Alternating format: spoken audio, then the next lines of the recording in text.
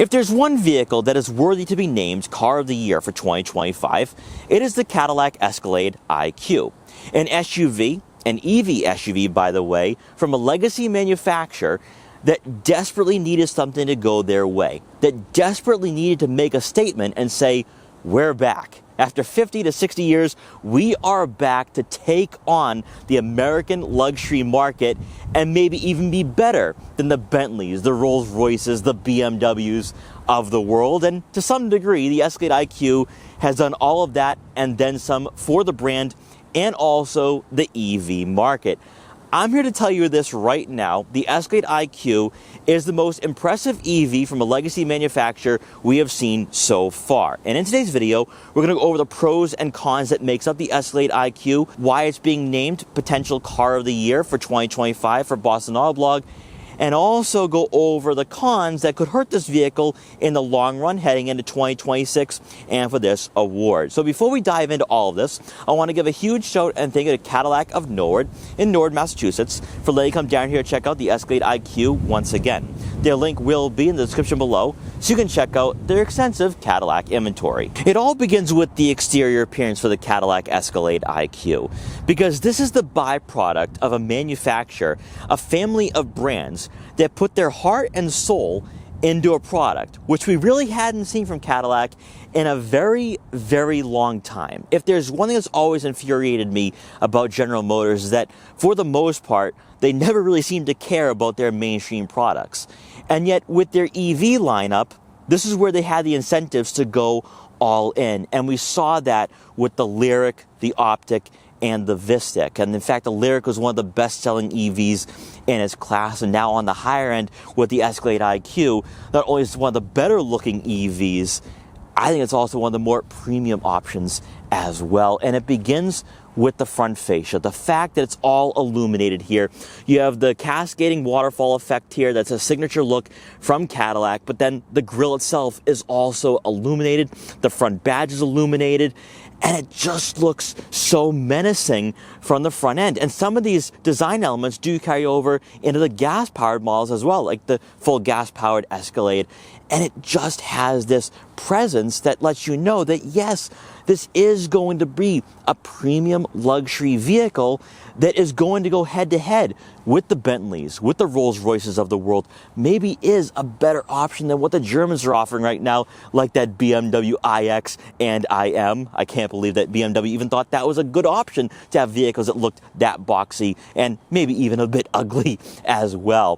For the lower portion of the front bumper, you are getting some chrome accents here, which, you know, you would expect from Cadillac. Also, some active air vents as well.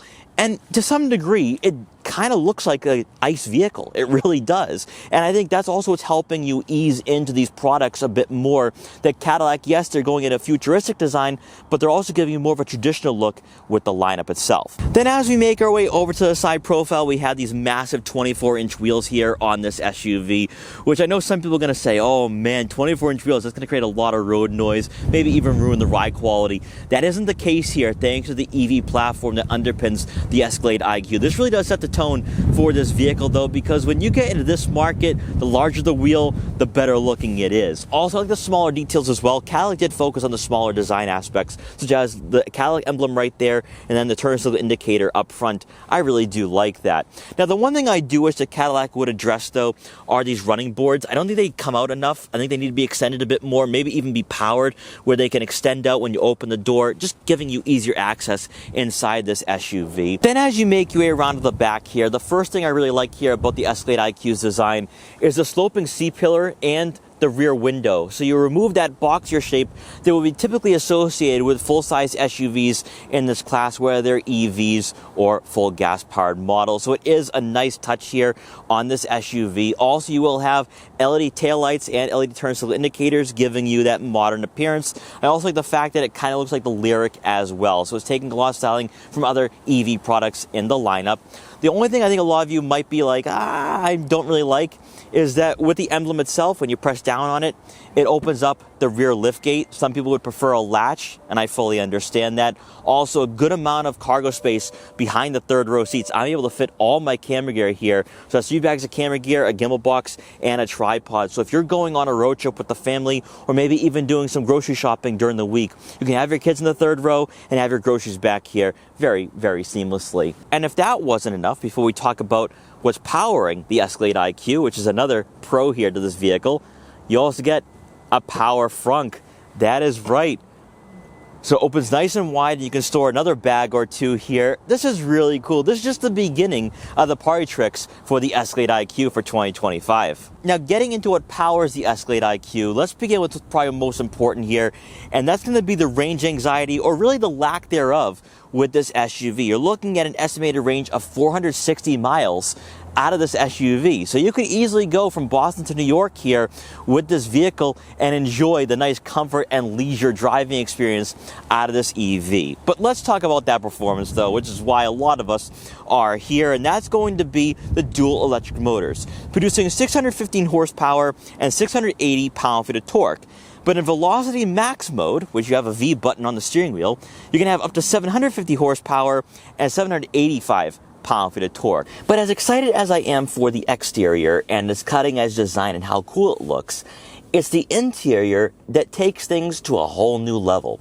Because in my lifetime, over the last 30 years, Cadillac was not on the same level as the Germans.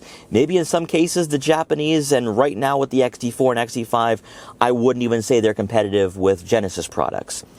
But then the EV lineup comes with the Escalade IQ, the Celestiq, that convertible we saw in Newport, and it's like, wow. Cadillac is now taking on the Bentleys and Rolls Royces of the world.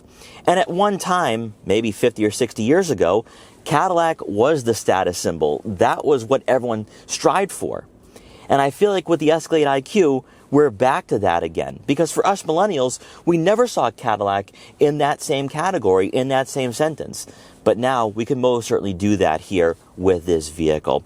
Now, we're going to talk about how the pricing is a bit of a factor and a bit of a con here, because at $130,000 to start, that is above the Rivian R1S and, of course, the Mercedes-Benz EQS. But you're also getting a full-size SUV here that a lot of manufacturers are not in this segment for the EV market.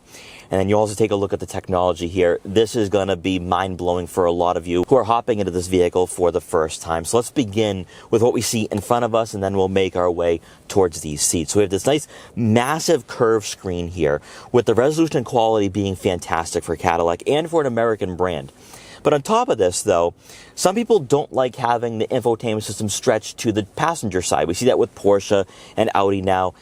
But Cadillac makes it work. And for some reason, this screen blends in seamlessly with the dashboard and isn't in your peripheral vision. It's not like it's stuck on the dashboard where it's like, oh my gosh, this is in my way, I don't like this. In fact, everything is just at eye level, and it's not going to bother you in any way. Now, with this full digital gauge cluster, it is customizable. You can scroll through a variety of information, such as Google Maps, driver assistance, also night vision as well. I would leave it on Google Maps personally. I don't think it's necessary for any other layout here for this screen in front of you. That way you're not looking at the infotainment system. You also have a head-up display as well, which is very easy to read, and better yet, it's above that hood line there. So a lot of visibility too, and you're looking out ahead of you. Also, with the steering wheel, feels really nice in the hands. No aggressive 10 and 2 or firm 9 and 3 grips, but that's perfectly fine here. Now, on the steering wheel, you will have a paddle shifter for your regen braking, but then also you will have haptic feedback buttons for your heated steering wheel, your V mode, your audio settings, and such. This is all within arm's reach, and I think it's actually easier to use, unlike what we see from Audi products as well. And as we make our way over to the infotainment system, we have Google-based software here, giving you Google Maps, Google Assistant, Google Play Store, Amazon Alexa as well. Better yet, even though you have to reach for this screen, there's still a dial on the center console along with quick access icons. I love that dual functionality, so that way you're not reaching for that screen. More user-friendly as well, and similar to what you have experienced with a full gas-powered Cadillac Escalade or other Cadillac products in the lineup. However, what might be a bit of a learning curve is that we have a secondary screen here on the center console, and this controls a lot. believe it or not. So not only does it control your climate control settings for the front, second row, and third row, but then also here, you're going to have the ability to access your massaging seats, your heated and ventilated seats as well. You're also going to have another sub-menu here for your safety systems, your driving settings, your doors and windows, which is really cool. So this is one of the party tricks here with this vehicle, where you can open and close the doors automatically with the Escalade IQ. That is phenomenal. That is really cool. Something you expect here for an SUV that's commanding a price tag of close to $150,000 on the high end. Also from here, you can adjust your head-up display, your outside lighting, and your rear steering. That is right. So you have four-wheel steering here, which helps out with your handling when you're cornering on a winding back road or just cornering in a garage or maybe even a parking lot as well. So really cool stuff. Also, you can access your camera systems as well, which you have plenty of those. Now, with these seats, they're not going to be genuine leather. They're going for more of a environmental friendly look, which is still pretty nice. These seats are actually very comfortable. They're supportive, they're plush, also they're massaging as well. And when you can customize the massaging seat functionality, you can really just enjoy those longer drives here with this SUV. I gotta be honest, the interior is where I could just stay here all day. You know, if you have like a passenger or a VIP in the second and third row, they're gonna be very, very impressed. And speaking about the second and third row, let's hop back there and see what the passengers get here with the Cadillac Escalade IQ. Then making it to the second row, we have captain's chairs for this model. I can just sit back, relax, and have no care in the world. Also, there's screens on the backs of the front seats, so I can watch my favorite movies or access the internet here with this vehicle. But then also you do get your own infotainment system per se on the center console, which you can adjust your dual zone climate control for the second row and your heated outboard seats, which is really nice. Also from here, you can open and close the doors. So check this out. How awesome is that? How awesome is that? So Jeeves is kind of out of a job here with the Escalade IQ. You don't need to have that chauffeur hop out of the vehicle and open and close the doors. That's pretty cool. I love to see it. Also, you can lock and unlock these doors as well from the second row, which is a bit interesting. So if you have kids, you might want to lock this screen so that way they're not accessing any of that. But I love the fact that we have this type of customizability, this type of futuristic vibe that so many manufacturers, especially legacy manufacturers, are not offering us. This is where Cadillac is a step above everyone else right now. Then returning up front for those cons, it really does come back to the pricing. As much as I want to say it is worth the price of admission, there's no rivals in this segment. When you take a look at the rivals that are listed, the Rivian R1S, the Mercedes-Benz EQS, even the Hummer EV, these are all SUVs that come in between $30,000 and $70,000 less than an Escalade IQ, especially for one that's priced at $150,000. Now, with the EQS, you can go with the 550, and that comes in at around $120,000. But still, though, the Escalade IQ is kind of in this no man's land where it's like if there's a Rolls-Royce competitor, if there was a Bentley SUV that was EV powered, it all makes sense because now you have a vehicle that you can compare and contrast to. The Escalade IQ in some ways is almost like a concept vehicle that you can buy right now and have in your driveway. And it's the concept-like exterior and interior that makes this so great, though. That's why it's so fun. That's why it's so cool. And that's why for the first time in many, many years, maybe even a half century, Cadillac is becoming a status symbol once again. Now, another con here for the Escalade IQ is the fact that it's a behemoth, that it's huge, it's massive. Now, you can lower the suspension a bit, that way you have easier access. But still though, for someone who's older, for older people, maybe even some smaller kids as well, it'll be difficult getting that access into the vehicle. That would be the only downside though. Also, of course, if you're looking for an EV in this market, it is going to be somewhat cumbersome, it is going to be somewhat large on the roadways. Yes, the four-wheel steering helps out with everything, but it's not going to be the most agile. It is not going to be the most athletic. And those are two things that we see a lot from in the EV market, where you're going to have that athleticism. You're going to have that sports crossover-like experience. You're not going to get that out of the Escalade IQ. But keeping all of this in mind, the Escalade IQ is a status symbol.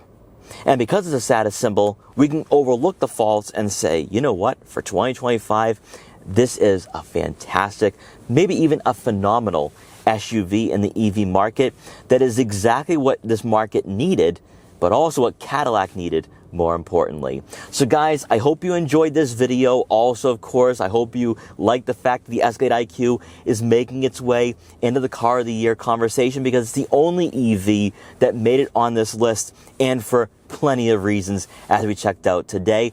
Now, this unfortunately concludes the end of our 10 nominees for our Car of the Year. So the next video is going to be our award winner. So stay tuned for that one. But guys, thanks so much for watching.